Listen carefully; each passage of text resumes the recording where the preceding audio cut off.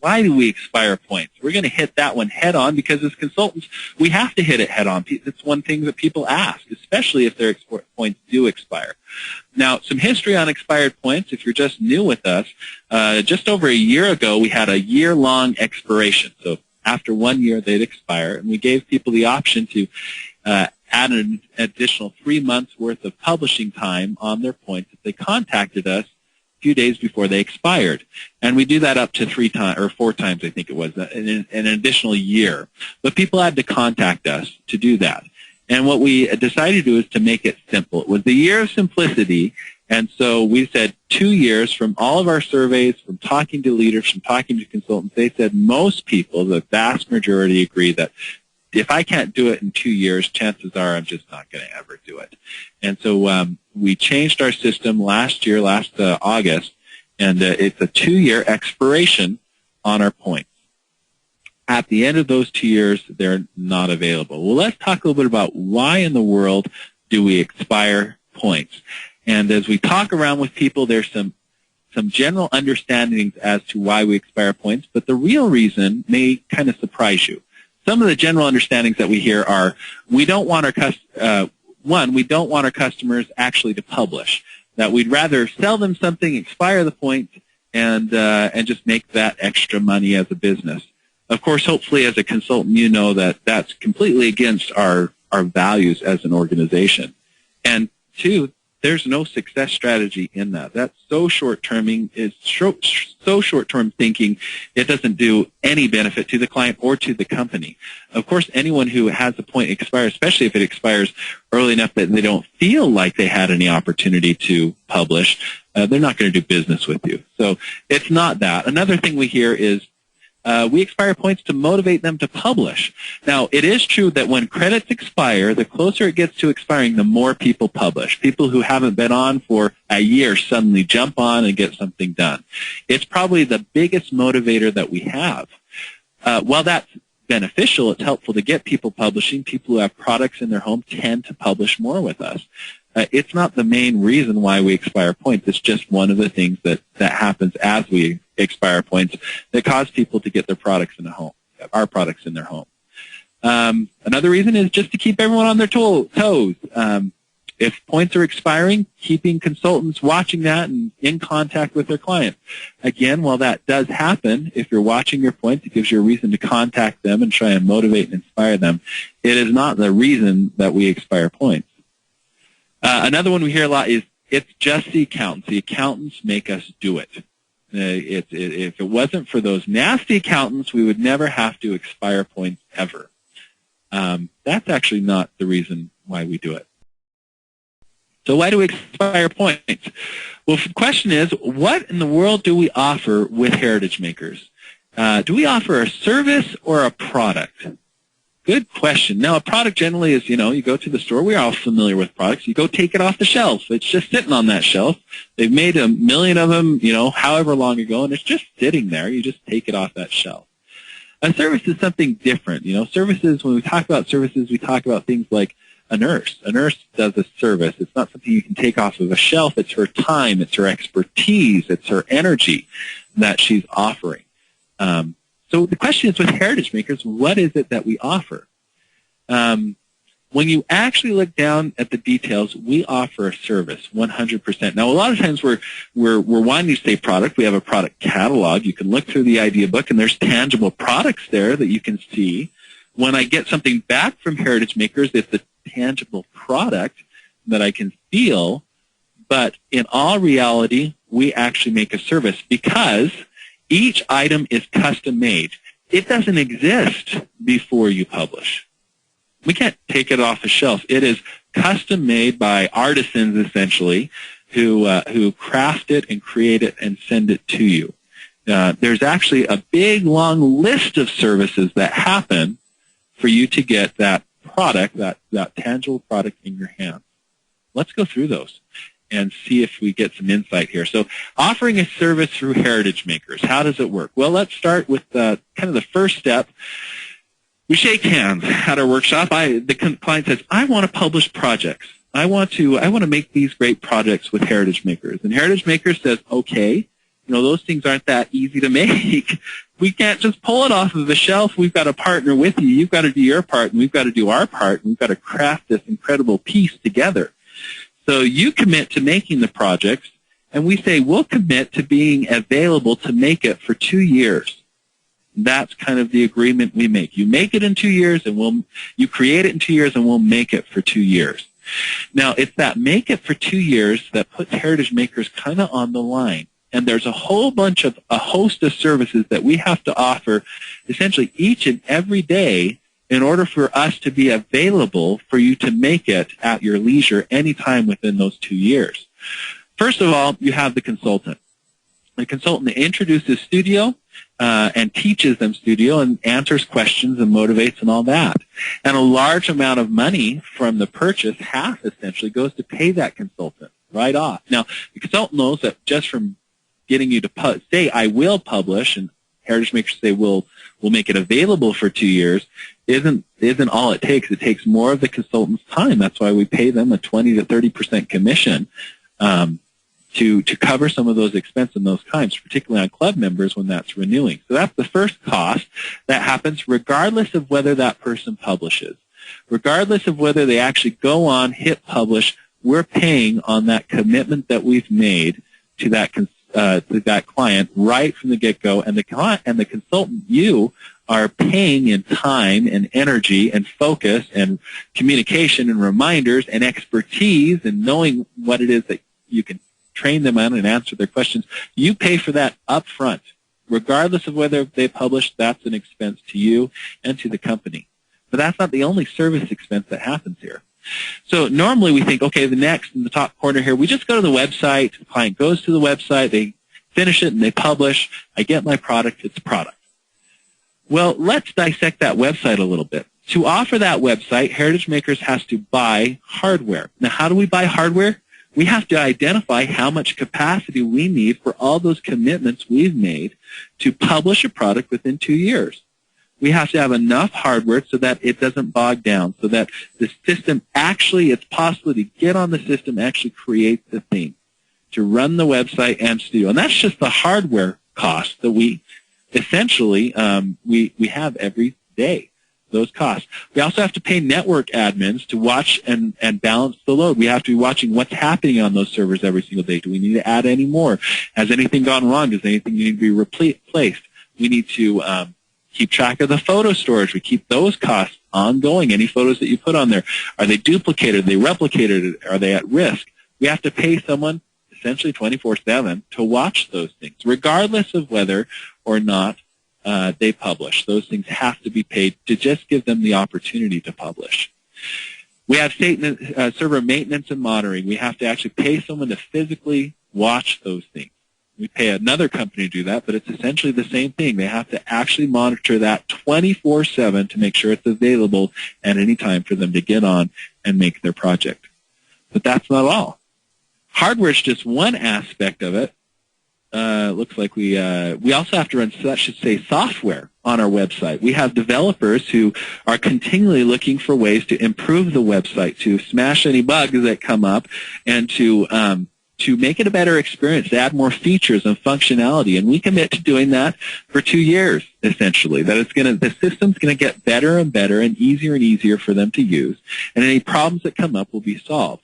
That happens every single day. We pay for that cost, regardless, again, of whether they actually publish. And then we have a software tester to minimize bugs. And this person's job is to go in and to test everything that we release software-wise and make sure that there are as few bugs as can happen on that site so it doesn't suddenly stop, break the system, and then they don't have the option to even publish because it doesn't work. That person we pay essentially every single day, regardless of whether they publish. Then we have that network admin again. We pay them to that's a duplicate. It should say here that we pay them to roll the software and to make sure that nothing on the hardware side is broken because of that software. And it doesn't end there. We then have additional time from the consultant. She doesn't get paid for this on top unless they're on club and making other purchases, to answer questions, to help them figure out that little idea, or if they had a problem. It takes more of the consultant's time. We also pay for, it looks like it didn't save a lot of these titles. So we'll get that corrected, and we're going to release this PowerPoint for you to use in your teams. We'll get it corrected on there so that you don't have these errors. I don't know why it didn't save. We have the customer service agent is the next one. That agent is on the phones to respond to you and support you so that you can support your clients. And also we get clients that call in. And we're there to support them, to help them set up their computer, clear the cache and cookies if they need to, all that type of stuff. Again, these are things that are paid every single day for our heritage makers to make sure they're available for the client. Then we have a studio project manager. There's Linda. Every single day, we're working on new products, so we're promising that our products are going to get better and better.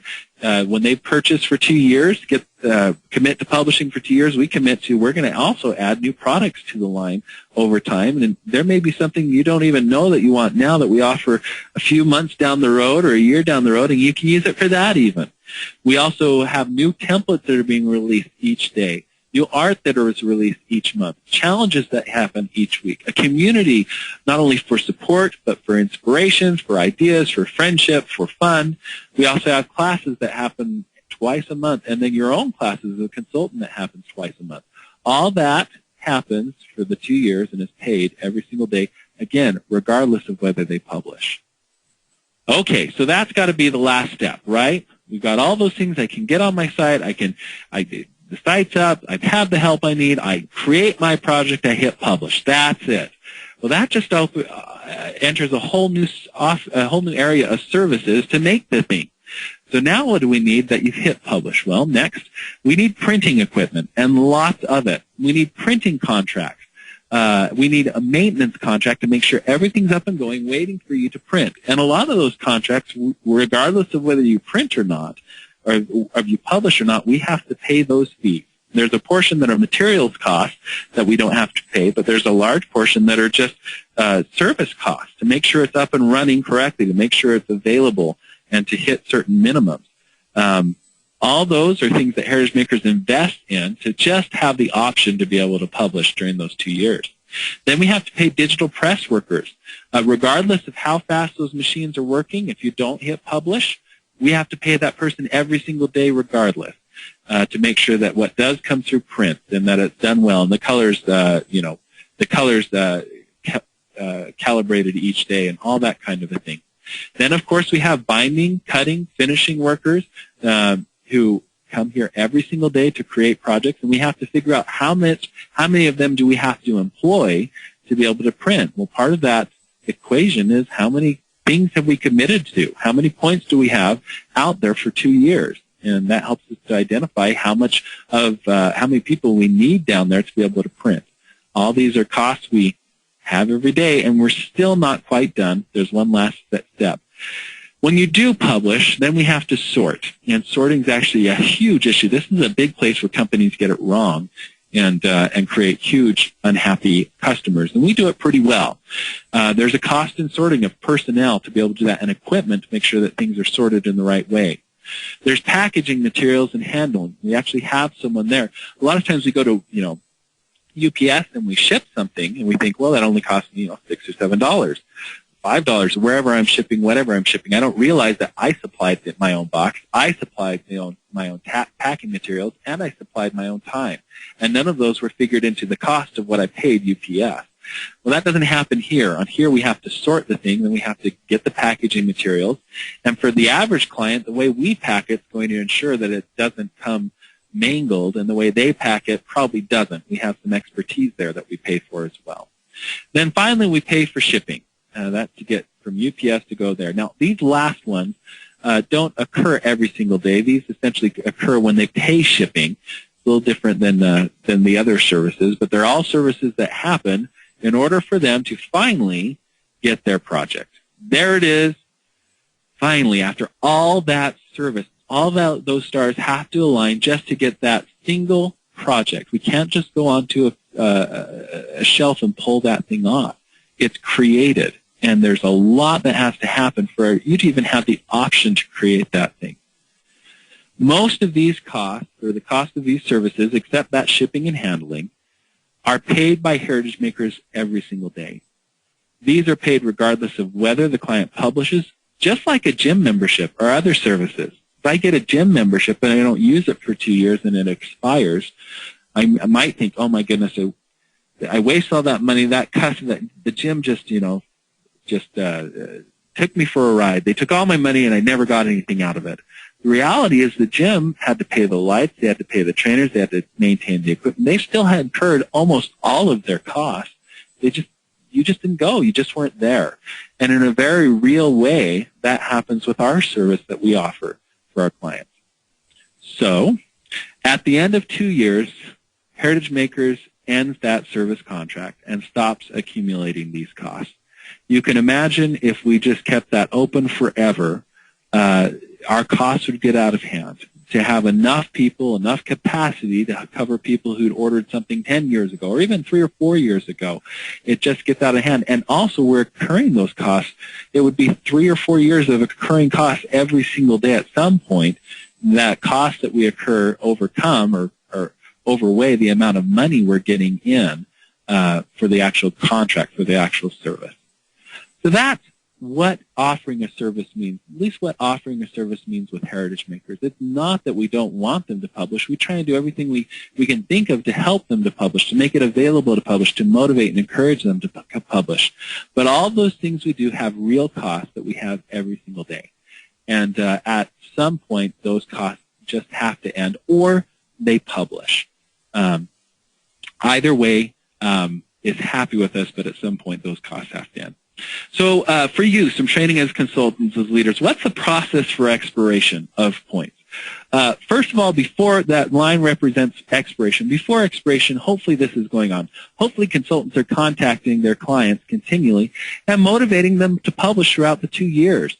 The client knows that they're expiring. They've let people know about that, or the client consultant has let people know. And that's one of the main reasons for the roll-up program.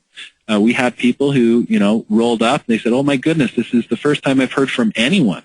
Or I've tried to send emails and I've never gotten a response back. Rolling them up to our active consultants provides them that service and that motivation. Another thing is each month the club newsletter is sent with 30 to 80 different project ideas, articles. Also, we have classes held twice a month by Heritage Makers, all to help motivate them with interesting projects, quick-to-make projects, all that type of thing to motivate them to publish. Finally, reminder emails are sent before expiration. We send one, I think it's like 60 days, 30 days, and 2 weeks before, just to remind them. Now, we never know if those get out to people. We hope they do. They could go to spam, but we try and do what we can. And, of course, if they log in, they can go see at any given time when their points are going to expire. That's kind of the process we do, and we'll come up with more and more great ways to try and help motivate them and inform them about their credits or their points. But at some point, they do expire. At the end of those 2 years, that cost outweighs what we can do to continue. So they expire the credits. What happens after that? Well, one, you should be aware that if a client calls within 3 days after the expirations, customer service will fudge. They'll allow them to still redeem those points, or they'll place an order through for that amount of points. It's only within 3 days of expiration. It's for those people who, planned on publishing or working towards it, and then that night had an error or something that just caused it so they couldn't hit that publish button. We give them a couple other days to be able to do it, and they get extra points. And then after that, what happens? Well, it did end. So we try and offer them a one-time deep publishing discount of 75% off for clients who have had points expire within the last 3 months. I had 100 points expire. I did, company, my consultant's doing everything to try and motivate me. It just didn't happen. It didn't happen 3 days after. I called a month later and said, I'm just not happy. We say, we incurred all those costs already, but tell you what, if you're ready to publish today, we can offer you a product that requires 100 points, and we can give it to you for 75% off. We essentially just try and cover our additional costs that happen now that we publish on top of those 2 years of costs. And we offer that to our clients to try and save them as much as we can there. It's interesting. It's like going to my gym and going to the gym and saying, hey, I didn't use this at all for the last 2 years, and wouldn't it be great if my gym membership said, tell you what, we realized we had all these costs we still paid regardless of whether you're here, but we'll let you get another 2 years, or I guess time's a little different than points here, but we'll let you get the same value at 75% off, only to just pay us this little bit to cover our costs, and you can still come. That would be great. It doesn't happen out there, especially for service companies, but it's one way that Heritage Makers tries to do the best for our clients that we know how, and to help them have good experience. Helping those with expiring or expired points. Some ideas for you on how to help people, because they do have points that will expire or have expired. Just a couple ideas that have come up to help you. One, know your clients, where your clients are, who they are, and where their points are at. You can see this in your membership report. You should be visiting that point report regularly. I know Amy Austin's a good example of someone who kind of watches the reports, and she sees the opportunity of people who have points that are about to expire as a huge opportunity to contact them and have them have a great experience. Nothing motivates them like having that expire. It's a negative motivation, but at least it's a motivation. A lot of times we try positive motivations like club newsletters and classes, and that doesn't work. And people who publish tend to publish more with Heritage Makers. Number 2, have a Club Connections newsletter sent to them each month. In your teams, I'd encourage people just for that itself, if they have club members or clients, getting that newsletter is invaluable. There is so much work that goes on in that newsletter. There are so many ideas and options for them to publish. It's a great source for them, and it's a lot of work that you don't have to do as a client to get people inspired. Send reminder emails about upcoming expirations. They'll get one in the system, but sometimes if that goes to spam, if you send one to them directly from your email account, it doesn't go to spam a lot of times because it's the personal email to another person. So you send those reminders and just double check to make sure they have them, and at the same time inspire them with a project that you've made recently, or a story or an idea or something like that. Number 4, hold local and online digicrops to encourage publishing. We've had various consultants throughout U.S. and Canada holding these things, and it's a great opportunity for those who attend to be able to network, have fun, and make progress on their projects and keep those points from expiring. Number 5, encourage them to connect to the Heritage Makers Facebook page. Again, one of those ongoing costs that we pay every single day is to have someone moderate that, to provide the challenges, to ask questions, and then all of you are on there providing inspiration. Getting your people to connect to that page is a huge, huge, huge thing, and it provides a lot of support that you don't have to provide in motivation and inspiration. A couple other ideas. Be active with publishing on your own. Be active with publishing on your own Facebook page and invite them to be a friend on your Facebook page. So if you're publishing a lot on your own Facebook page and they're a friend of yours, they're seeing that. And each time they see that, particularly if you put a little note of what that project's doing in your home or with your child or with your friend or as a gift, that can inspire them and get them back on doing something. 7, encourage them to do easy, simple to complete projects to use their points, particularly if their points are coming up for expiration. And canvases are great at this. Sometimes you'll have someone who are going to expire a lot of points at one time, and if they just produce a canvas, a single image canvas, they can get it done quickly, and people absolutely love the canvases on their walls. If their points have expired, have them contact Heritage Makers within 3 days to publish. If you've watched that and you know it's expired, contact them. See if they've been working on a project or if they can get a quick, simple-to-make canvas. Or maybe it's a canvas that doesn't even require customization. It's just a canvas that they go online, print, and they have in their home. Next, have them take advantage of the 75% off discount to publish within 3 months of expiration. As a consultant, as they contact us, we'll make that available. But as a consultant, you can offer that to them. Encourage them to contact us and to take advantage of that. Suddenly, you're strengthening your relationship as a consultant and someone who's in it for them, someone who's watching out for them and wants them to get as much value as they can out of their purchase. And then finally, if that option isn't available or they don't want to take that option, there's an opportunity for you as a consultant, and this is different than any other company out there. You as a consultant can invest in the relationship and offer your own win-back program. We've heard of consultants transferring some of their monthly club points to an account, a client's account, if they publish within a certain time frame. That can be powerful. You can explain to the client, your points did expire and there's all these costs that occur to keep it up, and that's part of the reason why they expire, if you want to explain that portion of it. But tell you what, if you make this project by this night, or whatever it is, I've got points from my own purchases or from my own, whatever you got. Maybe you got them as Star or President's Club. And I'm going to invest in you. I want you to have that great experience. Talk about someone falling in love with a consultant and someone who's going to be loyal to your business forever. If you invest in your people like that, that's a great, great option. And what it does that I absolutely love is that it ties people to you, to the person who first invited them to it. Or if they rolled up to you, it ties them to you in a way that they didn't have that from their last consultant likely. And you create a real loyal customer if you choose to do that. So a lot of great options to do or to help people with expiring points. I hope that's been helpful. As we walked through this, it was helpful to just get that global view of where it is that our points come from, or what this service is, and what are their real costs, why they expire, and then finally, what do we do to help those people with expiring or expired projects to help them have as good of an experience as we can. Thank you all for being on the call, and we'll talk to you soon.